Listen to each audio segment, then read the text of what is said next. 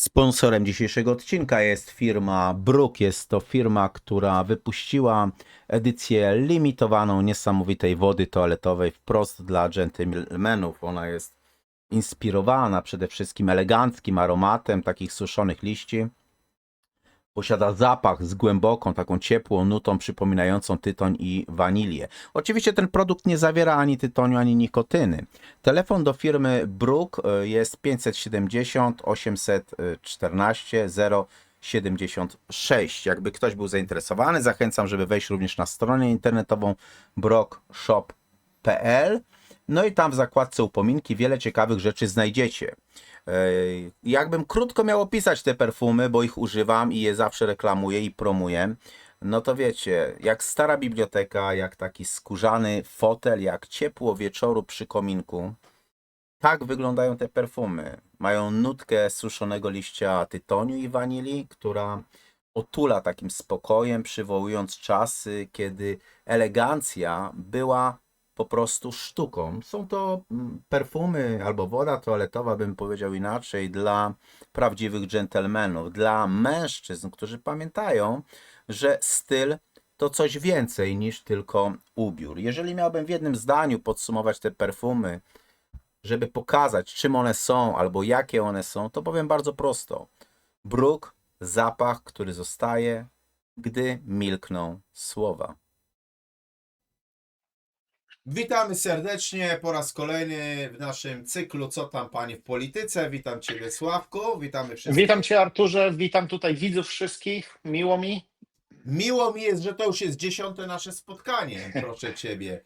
Także dziś mamy dosyć gruby temat, bardzo ciekawy, dotyczący społeczeństwa doskonałego, jak te społeczeństwa brały, wiecie, funkcjonowały i mi się wydaje, że jest to temat, który warto jest poruszyć, dlatego że w chwili obecnej różne społeczeństwa w Polsce się robią i równoległe i wcześniej próbowano robić społeczeństwo doskonałe. Ja Ci tylko tyle powiem, bo my czasami sobie o książkach, Sławku, rozmawiamy. Nie będę zachęcał, bo nie wiem, bo nie czytałem, ale się ustawiam. Wyszła teraz taka pozycja książkowa Adama Podchajeckiego. Ona nosi tytuł Złoto UPA. To jest ciekawa dosyć pozycja książkowa prawdopodobnie, bo ona pokazuje kwestie dotyczące morderstw, rabunku i tego zrabowanego złota i co z nim się stało i gdzie ono poszło. Jeszcze pojawi się kilka takich moich może kontrowersyjnych teorii dzisiaj, ale jedno, żeby powiedzieć o naszych sąsiadach wschodnich, to powiem może na samym początku, bo jest to bardzo ważne, żeby zrozumieć, a później będziemy przechodzić sobie do tematów związanych ze społeczeństwem doskonałym, czy w ogóle takie istnieje, czy nie. Słuchajcie, powiem Wam taką ciekawostkę historyczną. Bardzo często się mówi coś takiego, że no, tereny Ukrainy należały, załóżmy, do Polski w XVI, w XVII wieku. To prawda, tylko chcę, żebyście mieli świadomość jednej rzeczy. Prawda jest ogólnie taka, że w Rzeczypospolitej na terenie Ukrainy nie żyli Ukraińcy. I być może będzie to dla Was bardzo zadziwiające, ale mieszkańcy Ukrainy to nie byli Ukraińcy. To byli Oczywiście, że kozacy. nie. To byli kozacy. To byli To jest po kozacy. pierwsze, a po drugie, przecież wiesz, na Ukrainie osiedliło się mnóstwo zbiegów z różnych stron Oczywiście. Europy wtedy. Zbiegów Rzeczypospolitej. Ja tylko Wam powiem jedną rzecz. Cała kwestia wymysłu tożsamości ukraińskiej, że ludzie mają tożsamość, że są Ukraińcami, albo że mają ziemię, gdzie teraz Ukraińcy robią roszczenia odnośnie Przemyśla czy Chełma, że chcą od Polski tę ziemię z powrotem, to wszystko to jest, moi drodzy, wymysł austriacki, bo kiedy był zabór austriacki i kiedy stworzono Galicję, to właśnie wtedy Austriacy nawsadzali do głowy Ukraińcom takie rzeczy i teraz Ukraińcy plotą bzdury na zasadzie, że na przykład, nie wiem, Jan Paweł II miał na przykład krew ukraińską, bo być może tam w 10. pokoleniu ktoś stamtąd pochodził albo coś, albo że Ukraińcy zdobywali Monte Cassino i takie pierdoły powtarzają. A muszą to powtarzać, dlaczego? Bo muszą budować swoją tożsamość. Dokładnie, ale nie wyprzedzajmy faktów. Tylko wiesz co, Arturze, może zacznijmy od prostego pojęcia, czym jest społeczeństwo. I ja tutaj kilka słów tylko powiem i przejdziemy dalej, oddam Tobie głos, tak żebyś rozwijał Spoko. ten temat. Tak, społeczeństwo, czyli to ludzie, którzy żyją razem i wchodzą ze sobą w różne relacje. Pamiętajmy, to jest ważne, bo ta zależność, ta relacja jest tutaj konieczna, bo mogą być grupy ludzi, które żyją obok siebie, ale one nie są społeczeństwem, dlatego że wcale od siebie nie zależą. I później też omówimy, czym jest społeczeństwo równoległe. Także wiecie, te relacje mogą być rodzinne, zawodowe, kulturowe, polityczne, ekonomiczne, jakieś tam religijne czy inne. I to są te relacje. I teraz tak, może przejdźmy teraz, bo pamiętam jak my rozmawialiśmy, Arturze, my chcieliśmy tutaj bardzo kontrowersyjny temat też I on też poruszyć. się pojawi. Myślę, że on się Mhm. też pojawi Tak. troszeczkę z biegiem czasu. Tak, że tak naprawdę, o ile niektóre narody budują swoją tożsamość narodową i kulturową, cały swój dorobek kulturowy budują w oparciu o na przykład sztukę, literaturę, o tyle nasi wschodni sąsiedzi budują to w większości no nie oszukujmy się, ale o jakieś tam nacjonalistyczne zrywy, które zawsze kończyły się rzezią trzech narodów: No Rosjan, dwa Polaków i odcinki Żydów. temu, Sławku, 2 odcinki temu ja puściłem całą historię relacji polsko-ukraińskich, jak żeśmy rozmawiali. Natomiast ja nie boję się powiedzieć, że to jest państwowość budowana na krwi pomordowanych. I tyle. Tak, I tożsamość budowana na krwi pomordowanych. Tak bym to wiecie, po prostu ujął. A ja ci tylko wejdę w jedno słowo. Zobacz, że w Europie istnieją różne obecnie państwa, część tych państw na przykład kiedyś nie istniała, co nie zmienia postaci rzeczy, że narody mieszkające na terenie tych państw, ja mówię o tych normalnych, uznawanych obecnie państwach, one istniały. Na przykład weźmy sobie Słowację albo weźmy sobie Finlandię. Słowacji na mapie jako państwa nie było około 1000 lat, prawda? Nie zmienia to postaci rzeczy, że każdy mówił, że istnieje naród słowacki. Dlaczego? Dlatego, że Słowacy dbali o swoją literaturę, Słowacy żenili się ze Słowaczkami, Słowacy dbali o swoją kulturę i oni to pielęgnowali przez setki lat. Dlatego można powiedzieć, że naród słowacki istniał. Weźmy sobie Finlandię, która była pod zaborem rosyjskim, tak? No z Finlandią była inna sytuacja, no bo oni mieli odrębny język, prawda? Taki od razu trudny do zrozumienia, no nie? No ale nie zmienia to postaci rzeczy, że oni, mimo że nie byli państwem przez jakiś duży okres czasu, oni swoją tożsamość wzięli i budowali i trzymali. Natomiast za wschodnią granicą doskonale wiemy, że tam niektórzy, nie wiem, parzyli się ze wszystkim, co nie biega po drzewach. Kozak z Tatarem, z wszystkim i tak dalej, jakakolwiek narodowość. I tak naprawdę, jeżeli się zastanowimy, to każdy z tych ludzi, każdy ma dziadka albo Rosjanina, albo Polaka. Każdy. I to nie ma dyskusji. Tu nie ma kogoś takiego, że nie mieli Ukraińca, bo to, co już powiedziałem na samym początku, wcześniej w Rzeczypospolitej nie było Ukraińców, byli kozacy. Tylko i wyłącznie. trudno się z tobą nie zgodzić tutaj, Arturze, dlatego że ja jak badałem ten temat, no to tak samo. Zresztą pamiętasz, my rozmawialiśmy na temat tego, ile było tych zrywów, ile było tych powstań ukraińskich i było tam całe mnóstwo i zawsze one były wywoływane po to, żeby, ja odnoszę takie wrażenie, na podstawie, mówię, faktów historycznych, żeby to społeczeństwo nie rozpadło się, żeby ten jakiś tam naród, i to mówi jakiś tam, żeby się nie rozpadł. Cementem, na przykład wśród Polaków, no nie oszukujmy się, ale od zawsze była religia, teraz to się zmienia trochę, nie? Ale były wspólne tradycje, wiadomo, i wspólna historia.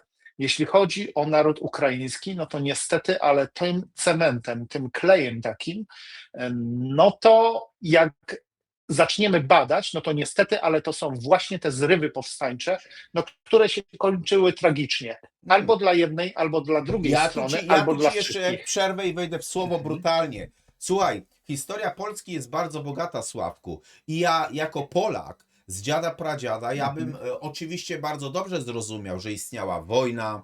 Ja bardzo dobrze zrozumiem powstanie i powstańców, rozumiesz? Natomiast Problem z Ukraińcami polega na tym, że tam nie powstańcy walczyli z wojskiem, tylko i to nawet nie UPA OUN mordowała Polaków. To sąsiedzi Tak, tylko cywile. Ukraińcy, Tak, sąsiedzi mordowali dokładnie. sąsiadów. I tu jest problem.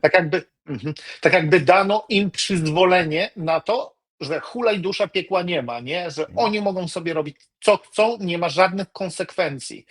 No zresztą nie musimy tutaj daleko szukać. Na tym filmie, który był, nie pamiętam jaki to był, o Wołyniu, nie pamiętam jaki to był Wołyń tytuł. Sławowskiego. Wołyń, tak?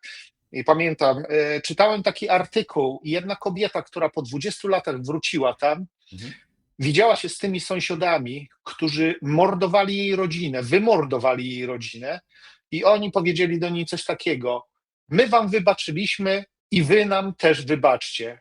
I ona wtedy tak się zastanawiała, a co ja Ale mam, co ja mam co wy wybaczać? mieliście mi, tak, co wy mieliście mi wybaczyć?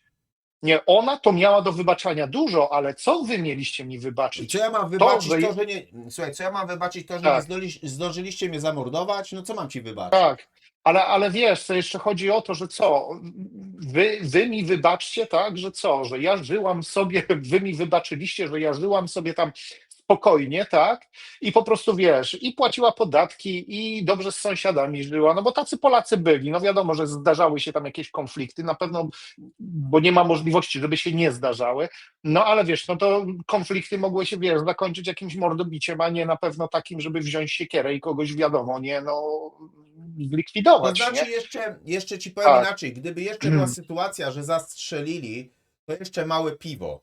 Problem polegał, że to było ludobójstwo, zbrodnie i to była rzeź Tak. na zasadzie W morderstwa. najgorszym że wydaniu. piło cięto, torturowano Tak. i się znęcano. I to jest bestialstwo Ukraińców. Ale może przejdźmy, wiesz co, Sławku, do tematu tego państwa idealnego, bo właśnie w mojej ocenie Dobrze. w mojej ocenie to Ukraińcy chcieli stworzyć państwo idealne. I tak samo obecnie Dobrze. w tym konflikcie z Rosją. Przecież zaczęto robić... Dobrze, wiesz co? No. Ja może nakreślę tutaj, czym jest społeczeństwo doskonałe. Ja sobie tutaj wynotowałem pewne rzeczy i to społeczeństwo doskonałe to jest pojęcie czysto filozoficzne, teoretyczne. Ono tak naprawdę nie istnieje i zaraz przedstawię wam definicję i sami wyciągniecie wnioski dlaczego. Wyobraża model społeczeństwa funkcjonujący w sposób optymalny dla dobra wszystkich jego członków. I różne epoki kultury i nurty filozoficzne inaczej rozumieją, wiadomo, doskonałość. To jest po pierwsze, dlatego że w każdej epoce ta doskonałość, no, były inne potrzeby, nie oszukujmy się. Teraz są inne potrzeby, 1000 lat temu były inne potrzeby, wiadomo. Dlatego jest to po prostu utopijna jakaś tam terminologia, która moim zdaniem jest niemożliwa do zrealizowania, a przynajmniej nie w naszej cywilizacji. Ale wiesz co, obym się mylił. Dobrze, proszę bardzo. Może to ja teraz tobie, Artur, oddam głos. Słuchaj, jeżeli ja sobie przewertuję te karty historii na temat tego, co to jest społeczeństwo doskonałe i wezmę sobie na przykład starożytność, gdzie w starożytności było dwóch takich autorów, jednym to był oczywiście Platon, drugim był Arystoteles, tak? No oni głównie mówili o jednej rzeczy, że społeczeństwo doskonałe jest rządzone w państwie przez, na przykład Platon napisał dzieło Państwo, tak? No i on tam powiedział, że władza należy do filozofów i to była taka wizja doskonałości, jako tej harmonii, ładu, ale kosztem wolności. I to było bardzo istotne. Jeśli weźmiemy z kolei Arystotelesa, Arystoteles mówił, że to państwo doskonałe powinno opierać się na takim, bym powiedział, umiarkowaniu i ma służyć dobru wspólnemu. Oczywiście potem mamy całe te wpływy chrześcijańskie, bo Augustyn z kolei twierdził, że państwo doskonałe będzie tylko wtedy, kiedy będzie rządzone przez Boga, tak? Natomiast Tomasz z Akwinu mówił, że jest to porządek, który jest zgodny z prawem Bożym. Ale do jednej rzeczy chciałbym dopowiedzieć. To, co ty powiedziałeś o tej utopii. Bo samo słowo utopia pojawiło się w momencie, bym powiedział, renesansu i twórcą tego słowa utopia w ogóle był Thomas More. I More on jako pierwszy użył tego słowa utopia. Bo dlaczego? Dlatego, że utopia by zakładało, że społeczeństwo idealne nie posiada własności prywatnej, że praca jest obowiązkowa dla wszystkich, że jest równość i edukacja. No ale Czyli socjalizm. tak, ale to jest taki socjalizm, gdzie musiała być silna kontrola życia społecznego, prawda? I tutaj wiesz, to już ten temat utopii zaczął się pojawiać. Potem oczywiście to było rozbudowywane w nowożytności, bo czy Locke czy Rousseau, oni mieli te takie wizje, bym powiedział, ideału, równości, woli powszechnej. I oni uważali, i tak naprawdę Rousseau przykładowo uważał, że cywilizacja ogólnie psuje człowieka. No i twierdził, że społeczeństwo idealne musiałoby być tak naprawdę tym społeczeństwem żyjącym razem z naturą, tak? No i jak mamy XIX wiek, bo dochodzimy powoli sobie, żeby zobaczyć, jak to po prostu przeistaczało się w głowach, sama wizja społeczeństwa doskonałego, a na pewno z tego każdy coś sobie wyciągnie, to w XIX wieku mamy właśnie socjalizm i te marzenia o równości, bo mamy takich socjalistów utopijnych, Fouriera czy Owena, którzy chcieli takie budować utopijne wspólnoty bez ucisku, bez wyzysku, gdzie miała być tylko i wyłącznie współpraca.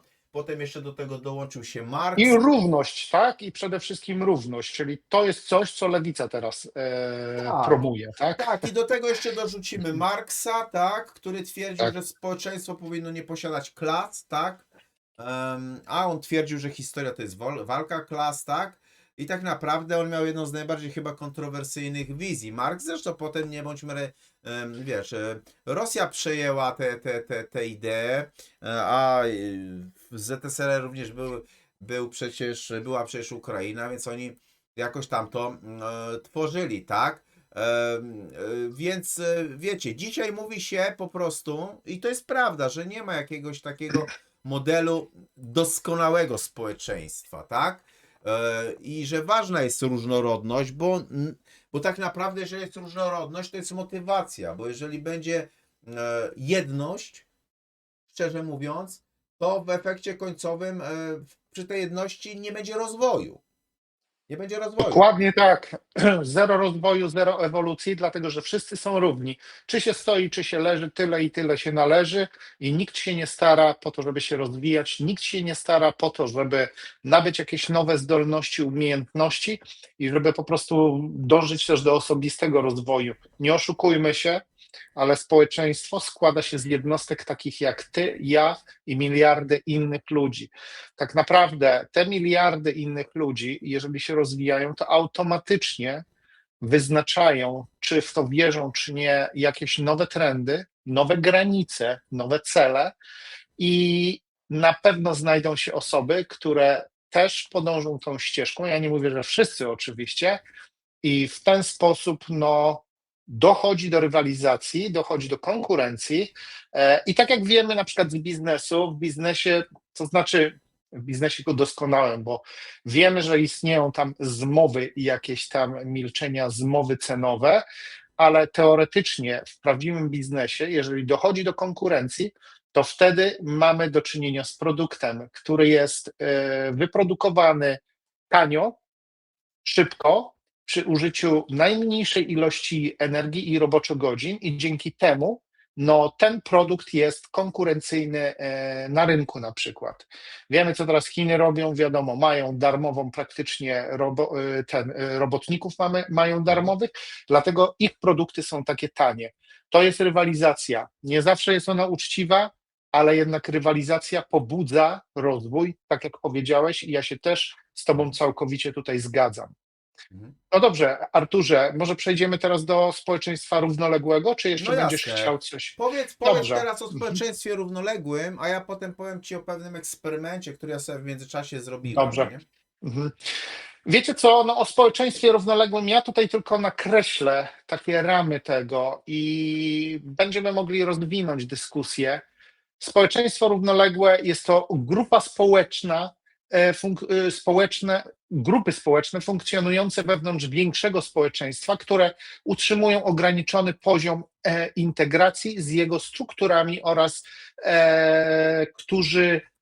które to społeczeństwa czy te grupy wyznaczają swoje własne normy. Tak, mogą to być jakieś tam instytucje, mogą to być wzorce życia społecznego i są one częściowo niezależne od dominujących w danym państwie, czyli od lokalnych grup, na przykład rdzennych mieszkańców. I teraz weźmy pod uwagę, co się dzieje, tak jak ja mówiłem już w ostatnim odcinku, co się dzieje w Polsce teraz. Ja powiem szczerze, byłem trochę przerażony ze względu na to, że jak zobaczyłem, co się dzieje, jaki język był dominujący, może nie dominujący, ale naprawdę bardzo często słyszałem język rosyjski, ukraiński. Nie?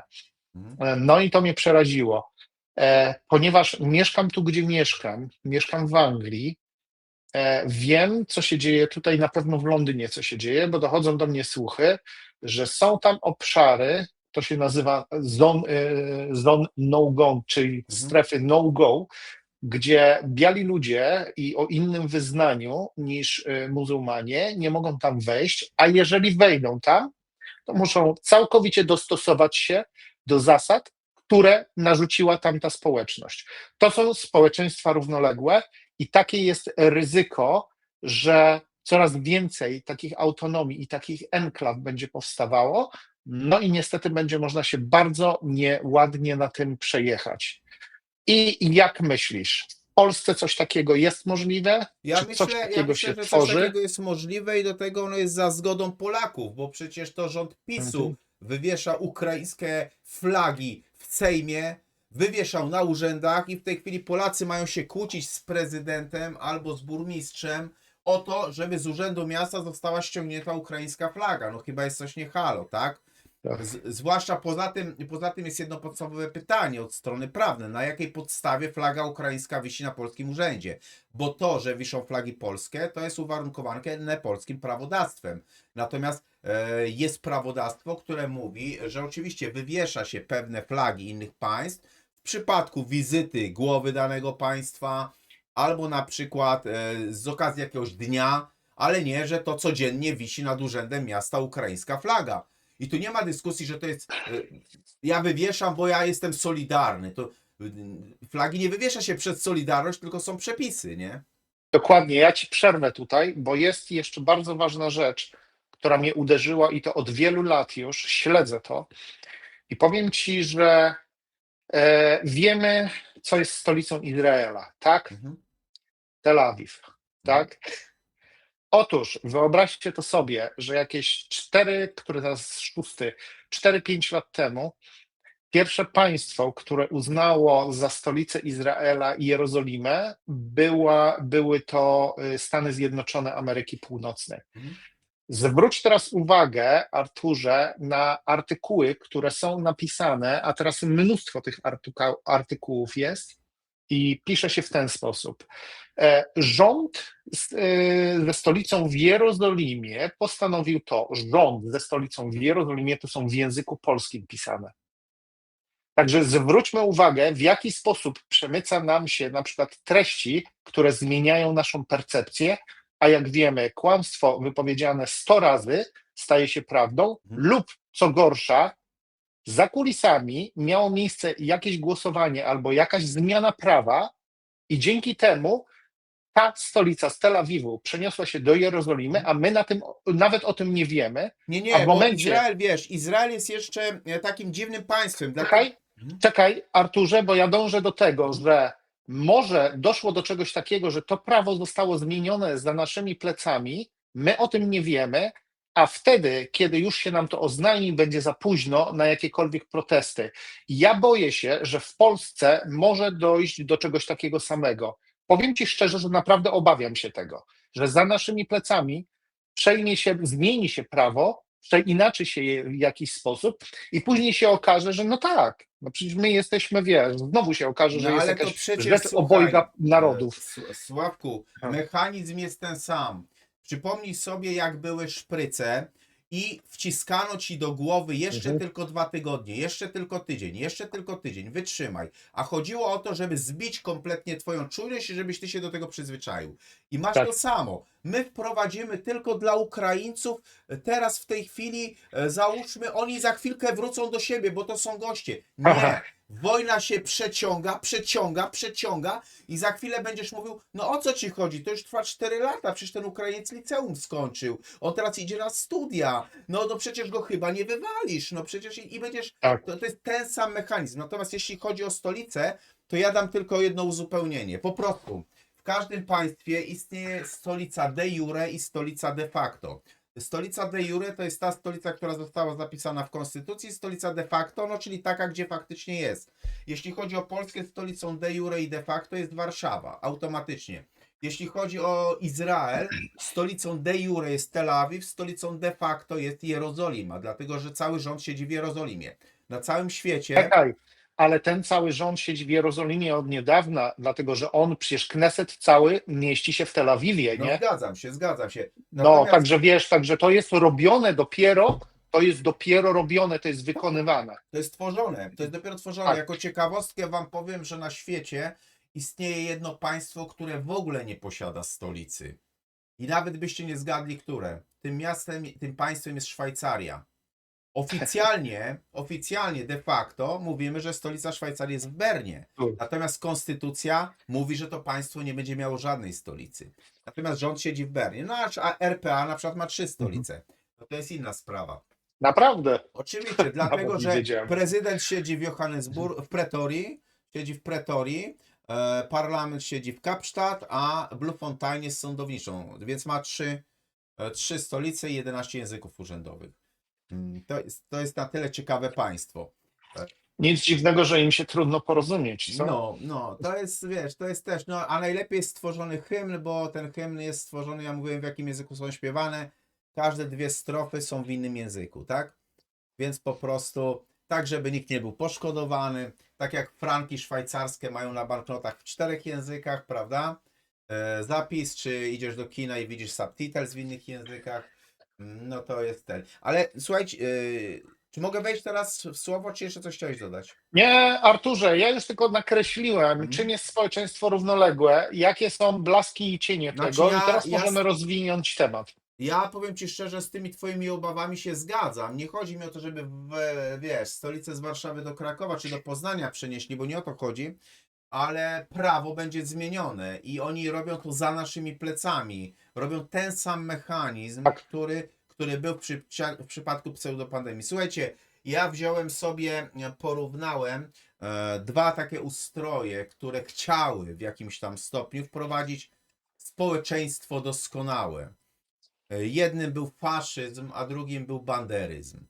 Wiecie, i o tym chciałem parę słów powiedzieć, no bo ani faszyzm, ani banderyzm, bo ani UPA to nie były jakieś takie projekty państwa idealnego w sensie, bym powiedział, filozoficznego dobra wspólnego, ale faszyzm, jeżeli weźmiemy pod uwagę Włochy Mussoliniego, zresztą później on się przerodził w skrajny nazizm, to Mussolini miał wizję państwa doskonałego, takiej totalnej jedności narodu, że jednostka nie ma znaczenia sama w sobie, liczy się wspólnota narodowa, że państwo jest organizmem ponad człowiekiem, ważniejszy niż człowiek, tak można poświęcić człowieka dla państwa. Nawet zresztą Mussolini kiedyś miał takie hasło, które było brutalnie jasne, bo Mussolini kiedyś powiedział, że wszystko w państwie, nic poza państwem i nic przeciw państwu.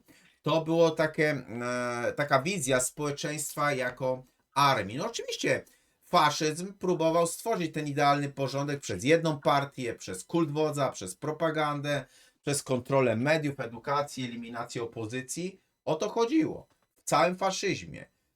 No i wiecie, co więcej, faszyzm uważał, że naród realizuje się poprzez walkę i wojna z wrogami narodu była oczyszczeniem, tak? Natomiast pokój był uznawany za słabość. Wszelkie prowokacje były, bym powiedział, mile widziane. No i to był faszyzm. A jak wyglądało UPA? OUN, UPA, Ukraińska Powstańcza Armia i banderyzm. Tak, to była też idea etnicznie czystego Ukraińca, tak? Bo Ukraińska Powstańcza Armia, która działała w czasie II wojny światowej jako zbrojne ramię OUN-u, to oczywiście jej wizja była troszeczkę inna niż to, co było we Włoszech, ale ona była bardzo podobna w logice, tak? Ponieważ chciano stworzyć państwo doskonałe, państwo narodowe tylko i wyłącznie dla Ukraińców.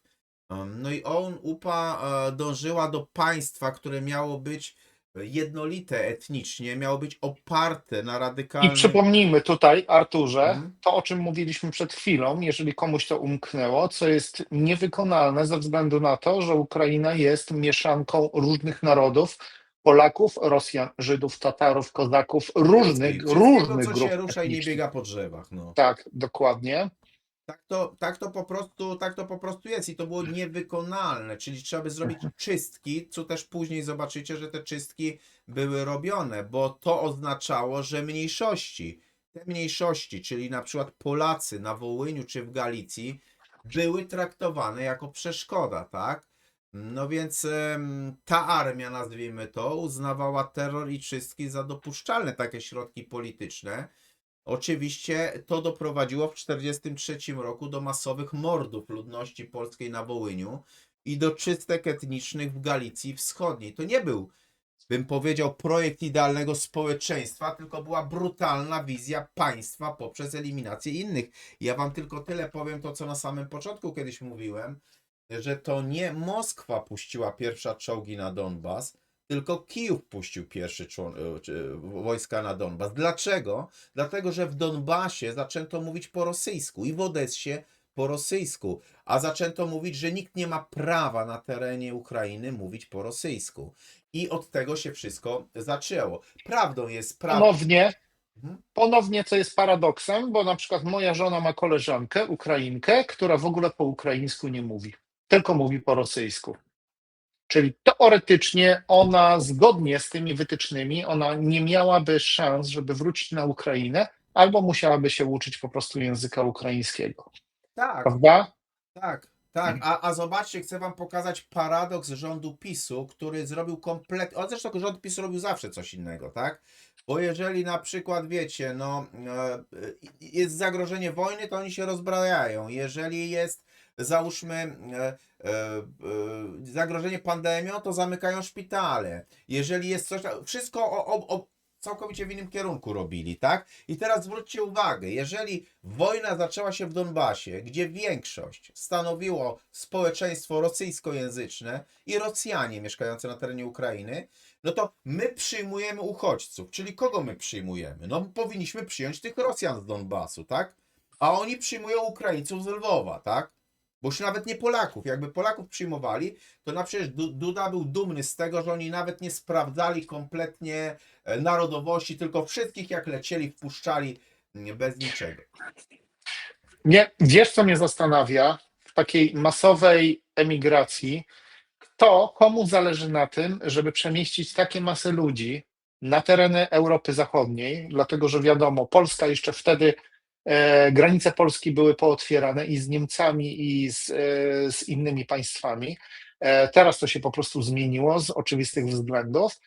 I mnie zawsze zastanawiało, komu zależało na tym, żeby przemieścić takie masy ludzi, żeby zalać falą emigracji, tak jak miało to miejsce w 2015 roku, gdzie Europa była szturmowana od południa przez kraje północnoafrykańskie.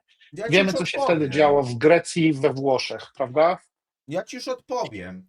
Słuchaj, Sławku, odpowiedź znajdziesz w lewicowym rządzie Hiszpanii, który chce 500 000 imigrantów automatycznie dać im obywatelstwo hiszpańskie. I ten sam schemat przyjął PiS, dlatego jeżeli PiS powie, że jest partią prawicową, to mnie pusty śmiech bierze. Po prostu PiS doskonale wiedział jedną rzecz, że po tych przebojach pseudopandemicznych i po tym rozwaleniu polskiej gospodarki i polskiego rolnictwa, Polacy nie będą dalej głosowali na PiS. Dlatego co trzeba zrobić? Należy znaleźć innych wyborców.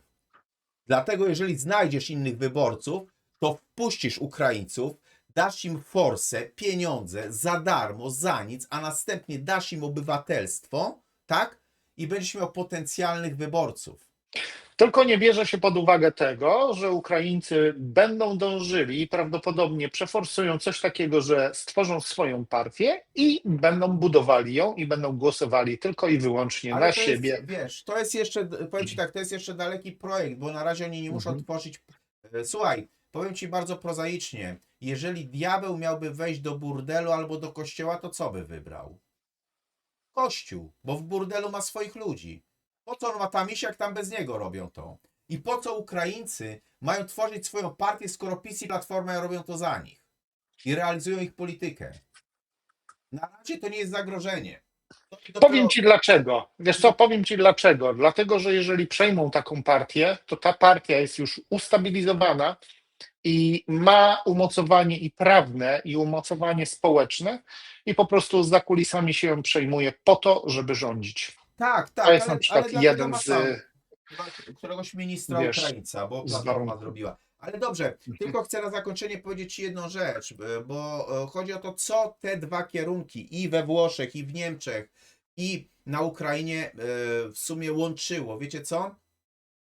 W tych wszystkich przypadkach tego idealnego społeczeństwa, ten ideał oznaczał, że naród był ponad jednostką, że przemoc była narzędziem polityki, że musiała istnieć eliminacja obcych i eliminacja wrogów, że był kult walki i poświęcenia i że należało odrzucić demokrację, tak?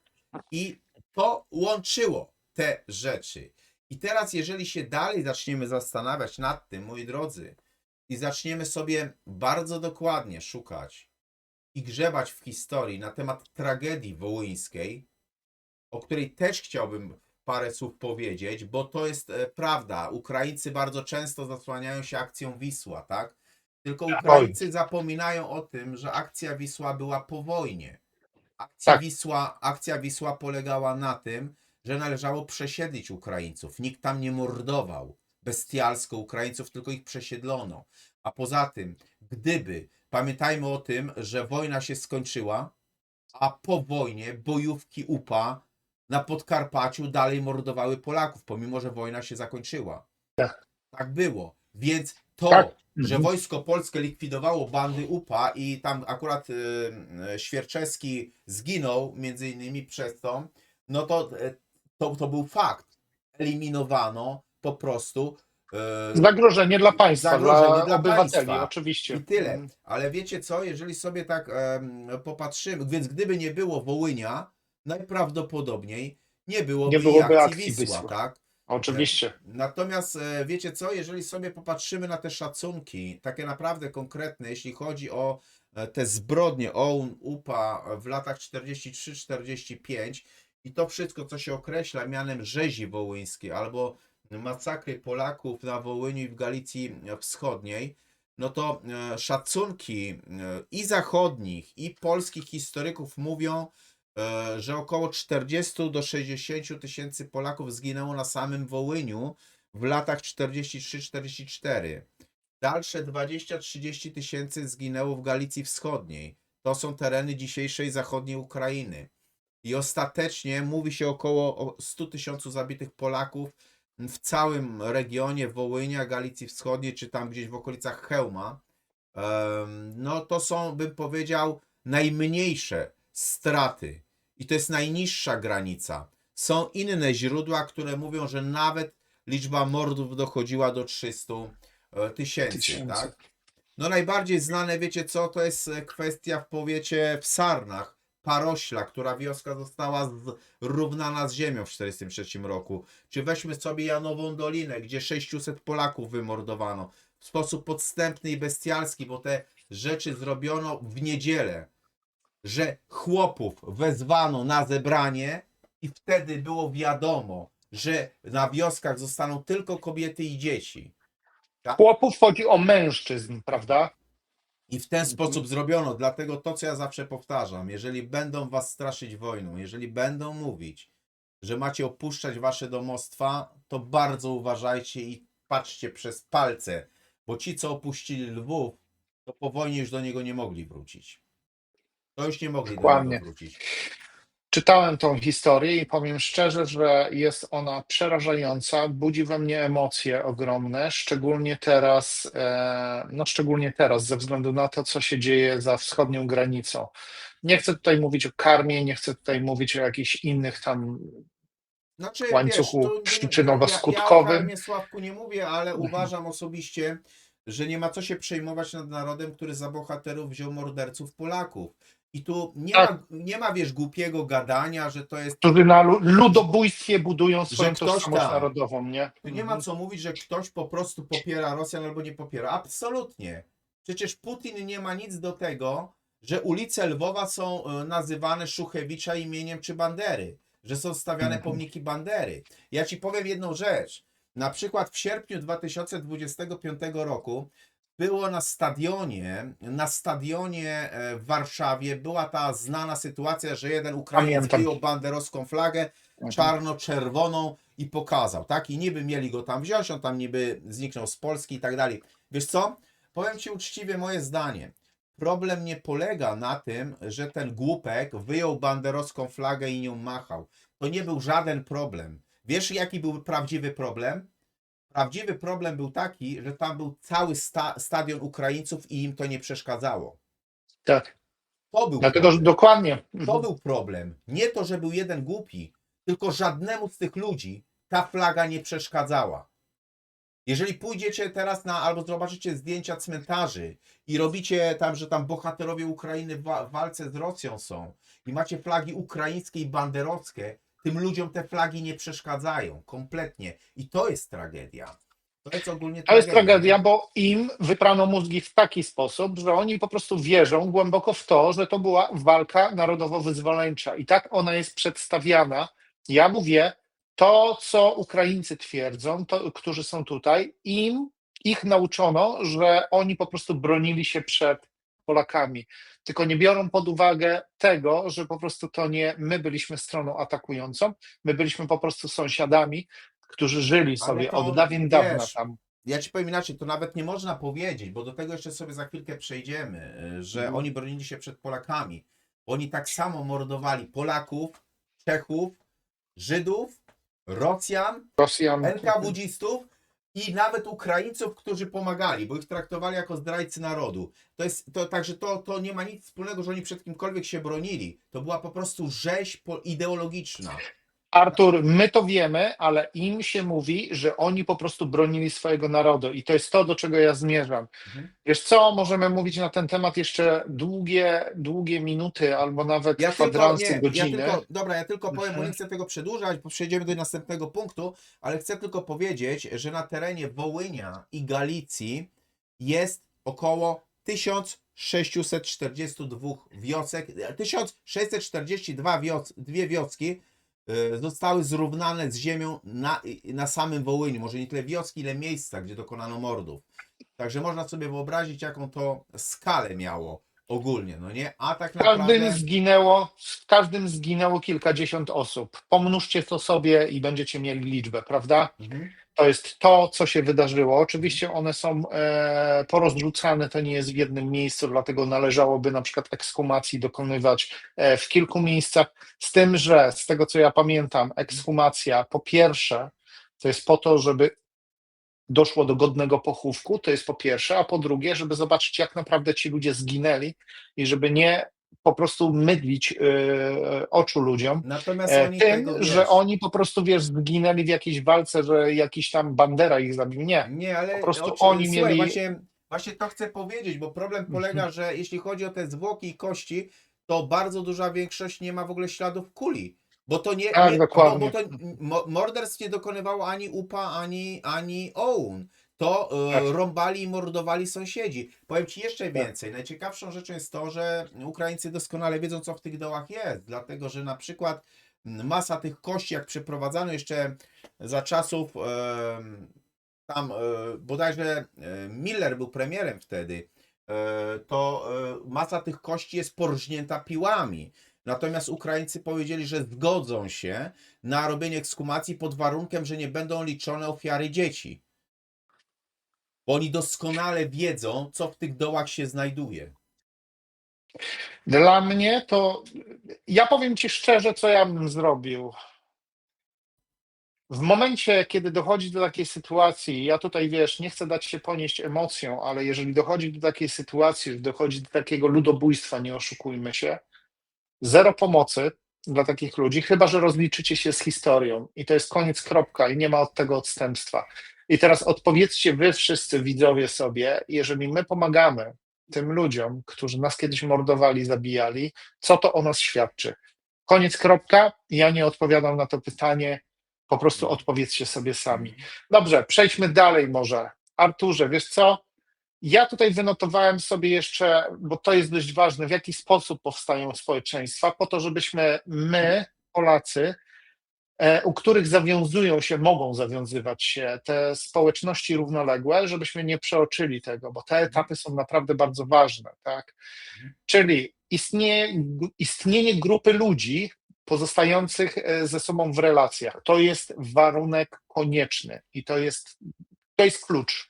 Oni muszą pozostawać ze sobą w relacjach. Pamiętajmy, że te relacje mogą być religijne, polityczne, kulturowe, jakiekolwiek, ale to są relacje. Oni sobie pomagają nawzajem, mogą kultywować, mogą spotykać się ze sobą tylko po to, żeby rozpamiętywać. To są te relacje, po prostu na podstawie których tworzy się społeczeństwo, przepraszam.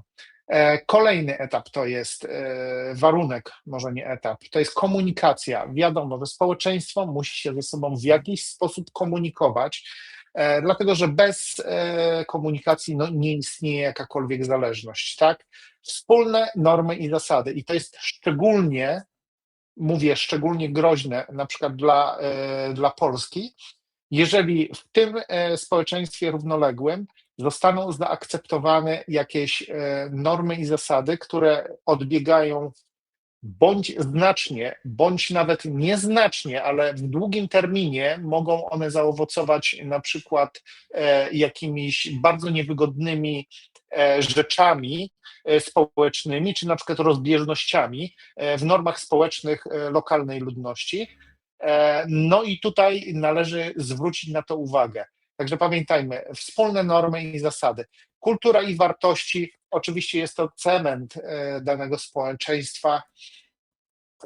Co to obejmuje? Przekonania, tradycja, religie lub system światopoglądowy, wiadomo, symbole, rytuały, styl życia i jakakolwiek tam kultura, która po prostu pozwala czuć, że oni przynależą do tej grupy, tak?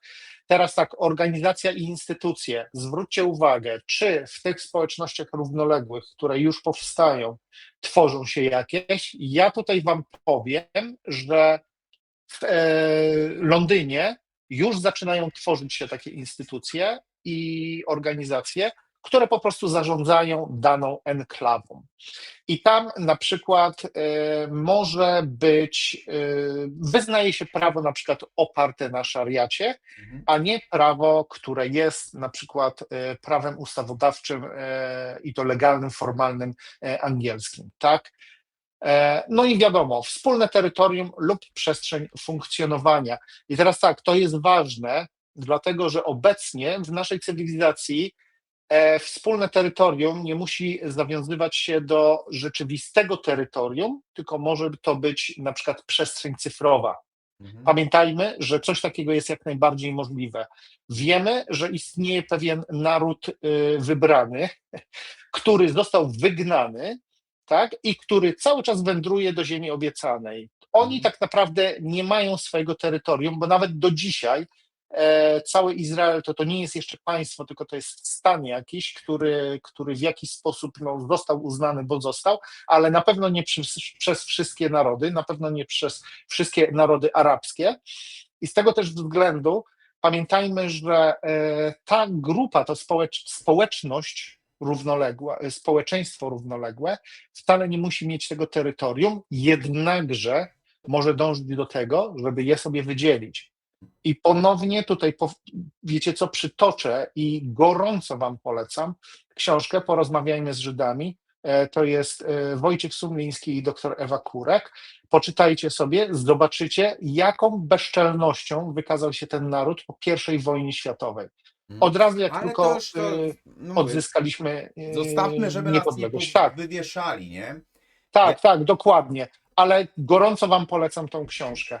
No i oczywiście to wszystko, to co wspomniałem, to buduje poczucie wspólnej tożsamości i oczywiście ludzie muszą myśleć, że jesteśmy częścią jednej wspólnoty, bo bez tego oczywiście społeczeństwo się rozpada, prawda?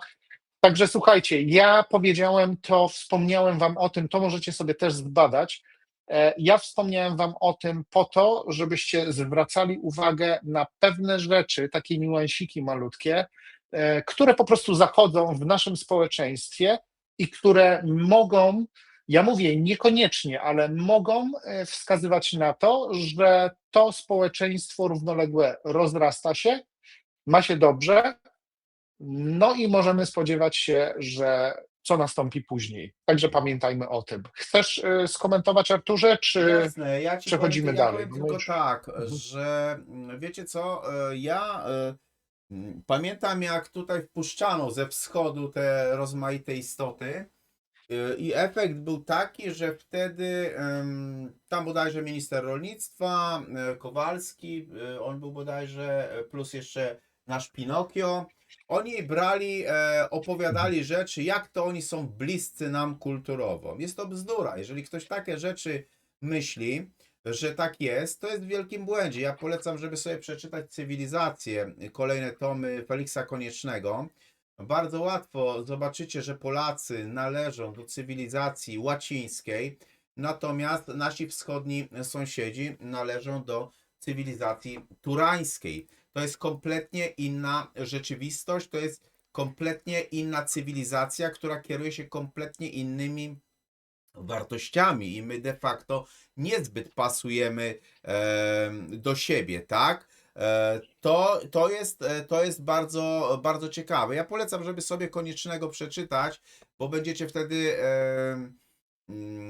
zrozumiecie to, co Felix Konieczny mówił, że dwie cywilizacje nie mogą zajmować tego samego obszaru i w sposób, bym powiedział, naturalny, one po prostu będą ze sobą walczyć. I to mówił Felix Konieczny i to taka prawda jest. Moi drodzy, ja tylko powiem wam na zakończenie jeszcze taką rzecz, bo powoli będziemy sobie lądować. Tak, Najciekawsze jest jeszcze to, że w czasie tych mordów Oun Upa efekt był taki, że w wielu przypadkach ci ludzie mieli ogólnie poparcie duchowieństwa grekokatolickiego, nie? tak. To jest też tego typu rzecz. No najbardziej czołową postacią to jest oczywiście arcybiskup, metropolita lwowski Andrzej Szeptycki, tak? No tutaj to jest bardzo kontrowersyjna postać, dlatego że on z jednej strony wielokrotnie apelował za przestanie mordów, o tą moralność chrześcijańską. On zresztą też nawet, tylko że on nie był w stanie w ogóle kontrolować tego, co robi UPA, tak? Co więcej, Szeptycki w ogóle popierał ten ukraiński ruch narodowy. Zresztą ja tutaj bym wiele się nie wziął, bo nawet jak zaczniemy grzebać sobie w historii, to zwróćcie uwagę na czasy komuny.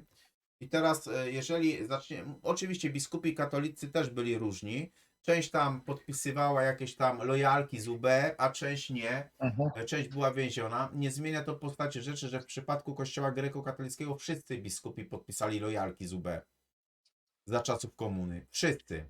Tam nikt się nie Proszę bardzo. przeciwstawił. Także to z historii możecie spokojnie sobie zobaczyć i Szeptycki między innymi też w tej myśli, on w szerokim sensie popierał ten ukraiński ruch narodowy a nie zmienia to postaci rzeczy, że on UPA na przykład w latach 30. był ruchem terrorystycznym i on po prostu prowadził formalnie zamachy, na przykład na ministra Pierackiego prowadził ten zamach. Oczywiście Szeptycki tam Tak. w 1942 roku on wydał taki dokument, Mhm. który zatytułował Nie zabijaj, no nie? Ale on nie był w stanie kompletnie brać. Dla mnie to on tak troszeczkę jak schizofrenik się zachowywał, no bo w 1941 roku on bardzo ochoczo witał Niemców, którzy wchodzili do Tak, Lwowa. dokładnie. Nawet też wysłał taki list powitalny dla Hitlera, licząc, że Niemcy pozwolą na tą ukraińską autonomię. Co więcej, on sam dawał kapelanów do UPA, który rozgrzeszali z tych mordów ukraińską powstańczą armię, tak? Nigdy nie nałożył jakiejkolwiek ekskomuniki. To na pewno. Z drugiej strony on tam trochę tych ludzi z narodu wybranego ukrywał, tak? Żeby gdzieś tam po klasztorach. Więc jest to bardzo, bym powiedział, kontrowersyjna postać, tak? Jest to bardzo kontrowersyjna postać, ale on bardzo często na tapetę też wychodzi. Ja tylko powiem na samo zakończenie, że właśnie dzisiaj od razu próbuje się ścinać dyskusję na te tematy i od razu próbuje się kogoś znacznikować. Jak mieliśmy pseudopandemię i ktoś tylko i wyłącznie zapytał o skład chemiczny tych produktów, miał prawo. Chciał zapytać. On nie mówił, że jest To znaczy, za. że był foliarzem, prawda? Tak, on nie mówił, że jest za albo że jest przeciw. On w ogóle nie komentował tego. On po prostu zadał pytanie i to pytanie już było niebezpieczne. I nazywano go Tak. foliarzem i tak dalej, i tak dalej. Dzisiaj wiemy, że on miał rację. Co więcej, weźmiemy wydruki tych 3 producentów na temat tych produktów, to się okaże, że on tym bardziej miał rację. A jak jeszcze do tego dorzucimy akta Epsteina, to już będziemy wiedzieli, że na pewno miał rację. No nie, bo to wszystko Dokładnie. było jakoś tam zaplanowane. No i wiecie, dziś tak samo, jeżeli się cokolwiek powie na temat Ukraińców, to będzie, że to jest ruska onuca, tak? No lepiej być ruską onucą niż banderowską podpaską, jak powiedział kiedyś Miller, ale taka jest prawda. Tu nikt nie mówi nic przeciwko Ukraińcom, tu każdy mówi, że ma dosyć tego, co ten naród propaguje, tak? Natomiast, Dokładnie. natomiast wiecie, jak tam niektóre się z Załęskim ogląda wywiady i tam jedna dziennikarka powiedziała, że tam jest korupcja. On mówi, a gdzie korupcja? Pani widziała, badała pani? A co to? No ludzie, no nie róbmy z ludzi głupich, tak? Wszyscy wiedzą, jaka tam jest korupcja, tak? Nie mówmy, że tam nie A ma... to jest takie typowe, wiesz, obracanie kota ogonem, że Tak, po nie prostu mówmy, że tam nie nie ma złapałeś mnie, propagowania. tak, nie złapałeś mnie za rękę, to znaczy, że ja nie ukradłem. No dobrze, Tylko- a gdzie są te pieniądze? No nie ma, rozpłynęły się. Tylko, Aha, tylko no problem dobra. polega na tym, że w tej chwili NABU już następnego z otoczenia tego ściga Załęskiego. Po kolei wszystkich ściga, nie? A on niby o tym nic nie wiedział. Na cmentarzach zobaczycie flagi banderowskie, zobaczycie pomniki Bandery, zobaczycie ulice, muzea, tak? I będzie powiedziane, że oni nie promują w ogóle banderyzmu. No wiecie. Tak. Czyli reasumując, tak jak widzimy, no tutaj Artur bardzo fajnie to przedstawiłeś, no naród ukraiński, nie oszukujmy się, ale buduje swoją tożsamość narodową po prostu na rzezi, na krwi, na rozlanej, na przelanej krwi.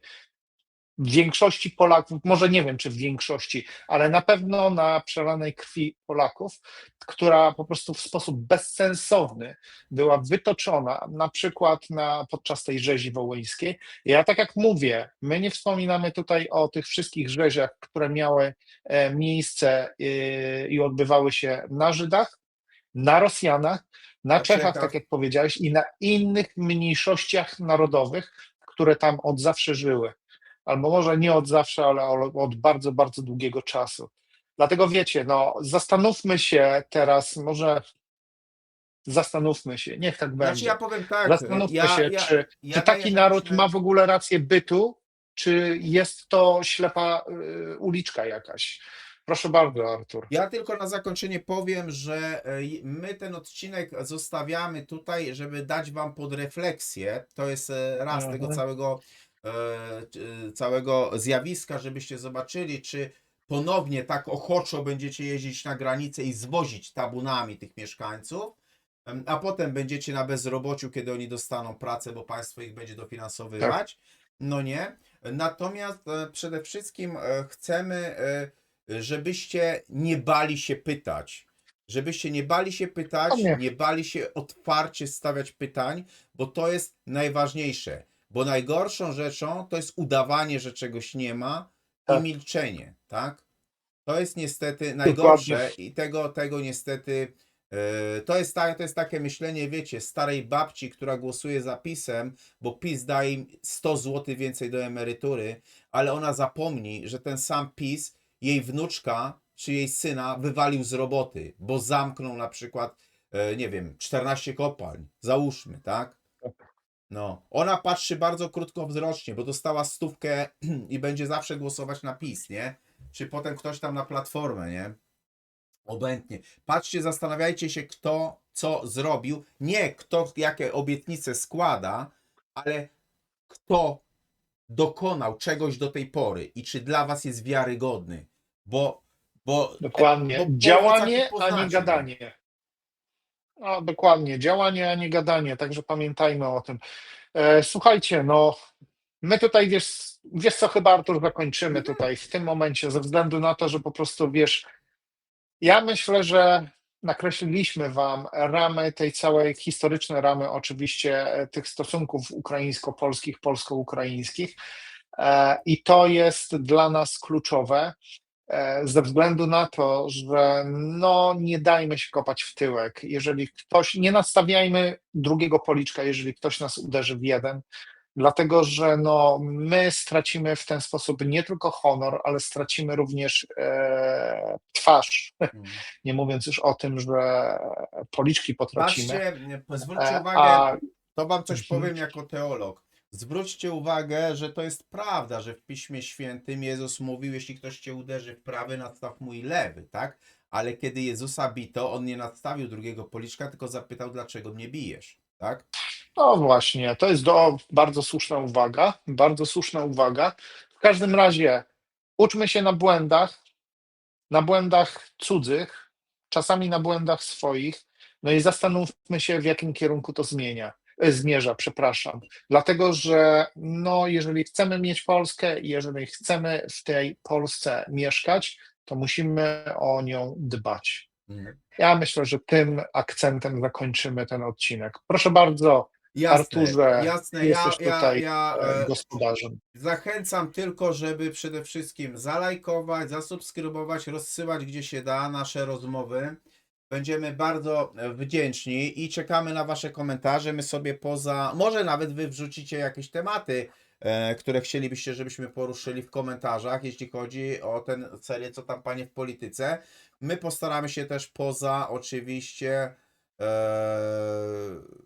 poza anteną zastanowić się nad jakimś ciekawym tematem. Zresztą może w polityce coś się urodzi, więc też może coś nas w jakimś tam stopniu natchnie. Ja tobie, Sławku, bardzo serdecznie dziękuję za wspólnie spędzoną godzinkę.